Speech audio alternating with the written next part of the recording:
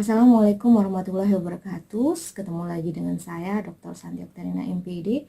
Hari ini saya akan berbagi informasi kepada para mahasiswa dimanapun kalian berada, khususnya kalian yang lagi di tahap akhir, yaitu di tahap penulisan skripsi ya. Nah, saya akan berbagi informasi tentang apa? Saya akan berbagi informasi tentang kata atau kalimat yang tidak boleh diucapkan ya oleh mahasiswa atau perlu dihindari lah oleh para mahasiswa ketika bimbingan ataupun sidang skripsi. Apakah itu? Kita bahas satu persatu. Yang pertama adalah kata tapi ya. Nah, perhatikan ini, hindari ya. Kata tapi itu bermakna adalah penolakan terhadap suatu hal yang diucapkan sebelumnya seperti itu. Jadi mahasiswa hindarilah atau pilihlah kata yang lain ketika ingin melakukan memberi informasi ya, tetapi jangan gunakan tapi itu penolakan atau mengungkapkan rasa tidak mengungkapkan rasa tidak setuju dengan apa yang dikatakan, dan ini sangat tidak baik ya, kurang sopan kalau misalnya mahasiswa mengucapkan itu pada saat bimbingan atau pada saat sidang skripsi ya, dan ini akan membuat dosen penguji atau pembimbing mungkin akan menjadi marah karena mahasiswanya tapi bu kamu nih nggak nurut saya seperti itu ya, kalau misalnya kita mengucapkan itu. Dan saya juga pernah mengalami tapi bu seperti ini ya, sekarang kamu saja yang nulis sendiri, nggak usah dibimbing saya. Kalau kalian ingin saya bimbing, turutin apa yang saya sarankan seperti itu, jangan langsung membantah dengan menggunakan kata tapi ya. Nah, contoh yang bagaimana misalnya dosennya menyarankan misalnya sebaiknya ini tidak menggunakan proposif ya untuk pengambilan sampelnya, coba gunakan random ya. Nah, tapi bu ya, tapi pak ya, itu jangan gunakan kata tetapi ya, tapi itu ya. Kemudian kalau kan hanya saran seperti itu ya, terima kasih bu, saya akan pelajari hal ini.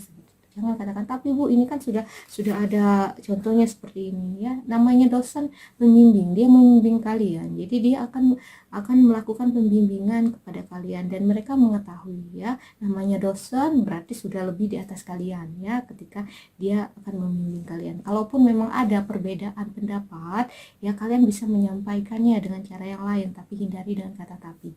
Apalagi di sidang skripsi ya, ketika penguji menyarankan sesuatu ya, ini sebaiknya diganti loh, tambahkan teori ini loh ya, teori ini. Tapi bu, saya sudah ada semua di kajian pustaka. Tapi bu, wah ini bisa jadi membuat pengujinya menjadi marah. Loh, kamu menentang terus ya apa yang saya katakan ya. Terima kasih, katakan kalau misalnya terima kasih bu, informasinya saya akan menindaklanjuti hal ini ya, apalagi di bimbingan ya, yang seperti saya sebutkan tadi ya. Jadi hindari kata tapi ya. Nah, yang kedua adalah kalimat seperti ini ya. Saya sering mendapatkan informasi ya, ataupun mendapatkan curhatan dari teman-teman juga, dan beberapa juga menyampaikannya secara langsung bahwa terkadang ada mahasiswa yang menuliskan kalimat seperti ini ketika mengirimkan pesan ataupun secara langsung. Mungkin dia adalah pembimbing duanya. Jadi ibu, saya sudah di ACC pembimbing 1 ya ibu, saya menginformasikan bahwa saya sudah di ACC oleh pembimbing 1. Saya mohon bimbingan kepada ibu ya. Nah, kata-kata saya sudah di ACC ya, sudah di ACC pembimbing 1 itu disampaikan kepada pembimbing 2. Itu bermakna loh ya. Jadi maknanya bahwa pembimbing 1 saja sudah ACC ya. Jadi setidaknya secara tidak langsung memaksa dengan secara halus ya, agar pembimbing 2 juga ACC, karena pembimbing 1 sudah ACC. Nah, ini jangan diucapkan. Dan saya sering juga, teman-teman juga sering mendapatkan WA ini dari mahasiswa ya. Nah, tidak usah menginformasikan bahwa kalau misalnya ditanya oleh dosen pembimbing 2-nya bahwa bagaimana, apakah pembimbing 1 sudah ACC, kalian bisa jawab.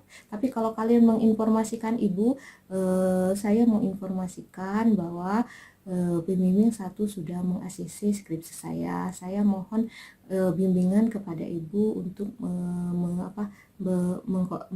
membimbing skripsi saya, seperti itu ya. Nah, itu kesannya tidak baik ya. Jadi hindari, jangan mengucapkan kata itu ya. Kalau misalnya dia bertanya nggak ada masalah ya. Jadi dengan menggunakan kata itu terkesan secara harus kita meminta pembimbing dua itu segera meng-ACC, karena kan setiap pembimbing itu beda-beda juga ya cara pandangnya, kemudian cara apa ya melihat ataupun memahami skripsi kalian. Mungkin ada komentar yang satu, ada yang satunya sudah oke, yang satu yang pembimbing dua itu ingin menambahi, dan semuanya itu sebenarnya untuk ke apa ya, untuk kemantapan, kalau saya katakannya mantap ya, agar skripsinya mantap ketika nanti sidang sudah bagus ya, tidak terlalu bermasalah ya ketika ada di pembimbing satu dan pembimbing dua. Dibuat dua pembimbing seperti itu, jadi mungkin apa yang tidak dilihat di pembimbing satu dilihat oleh pembimbing dua, ada kesalahan kekurangan yang tidak terlihat di pembimbing dua terlihat oleh pembimbing satu dan bisa disarankan kepada Anda. Jadi Anda bisa memperbaiki atau merevisi sehingga nanti ujian skripsinya menjadi baik ya. Oke, itu yang harus diperhatikan dalam bimbingan skripsi ya. Dan kemudian yang berikutnya adalah jangan mengatakan bahwa skripsi kayak ini sudah benar. Itu yang baru-baru ini saya dapat dari mahasiswa saya. Saya mengatakan saya menyarankan, tetapi dia mengatakan bahwa skripsi saya sudah benar Bu, sudah benar ya, tidak ada perbaikan dari penguji ya, pengujinya. Jadi terkesan bahwa apa yang ingin saya sarankan itu langsung ditolak. Aduh, bagaimana ini ya saya ya. Jadi silakan Anda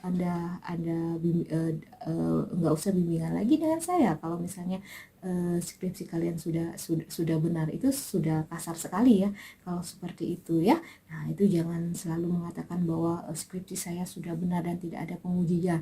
Jadi karena pembimbing duanya ini memberikan saran. Sebenarnya saran dari penguji itu untuk perbaikan skripsi kalian agar nanti ketika sidang itu tidak ada pertanyaan atau permasalahan yang begitu dalam ya, begitu dalam yang harus kalian alami. Itu yang namanya peran pembimbing, membimbing mahasiswa agar skripsinya menjadi baik. Jangan terlalu banyak membantah ya. Kalaupun misalnya ingin memberikan argumentasi, berikan argumentasi dengan benar ya, seperti itu ya. Jangan merasa kita itu hebat ya, jangan, hindarilah seperti itu ya. Oke, berikutnya adalah kata cuma ya, cuman ya, kata cuman itu jangan digunakan ya. Misalnya kenapa datanya sedikit sekali ya Bu, cuma itu yang saya dapatkan ya. Kata cuma jadi jangan gunakan seperti itu ya, katanya seperti kata cuma ya. Berdasarkan hasil penelitian saya Ibu, data itu yang saya temukan. Jadi kata cuma tidak usah digunakan ya. Kemudian kata kok ya, kata kok itu terkesannya gimana ya, kok seperti kok gitu ya Bu ya, gitu ya. Jangan digunakan itu ketika bimbingan ya. Misalnya dia ini datanya harus direvisi loh ya, harus ditambah ya datanya agar ini lebih bagus, kok harus diperbaiki Bu, seperti itu. Kata kok itu ya, atau dengan versi yang lain dengan menggunakan kata kok gitu ya Bu ya. Nah, ya, jangan terkesan tidak mempercayai ya apa yang diberikan, disarankan oleh dosen pembimbing atau penguji ya. Nah, itu harus diketahui, jangan membuat dosen penguji dan ataupun pembimbing menjadi marah seperti itu. Kita harus bisa berbahasa agar proses bimbingan kita berjalan dengan lancar ya. Kita dibimbing ya, pembimbing membimbing kita. Jadi bukan untuk yang namanya membuat kita sengsara, tidak, tetapi untuk membimbing kita agar lebih bagus, agar nanti tahapan berikutnya seminar hasil, sidang skripsi atau sidang tesis itu akan berjalan dengan lancar apabila kita memperbaiki itu. Kalaupun kita tidak bisa informasikan dia, Ibu, mohon maaf saya belum memahami hal ini, mohon bimbingannya. Wah, kita akan dibimbing ya, tapi jangan membantah. Tapi Bu, ya seperti itu ya. Oke, itu saja dari saya. Semoga teman-teman bisa memahami hal ini dan agar bimbingan dengan dosen akan menjadi lancar dan sidang skripsi kalian juga akan lancar. dengan mempraktekkan apa yang saya informasikan ini. Itu saja dari saya. Wabillahi taufiq walhidayah. Wassalamualaikum warahmatullahi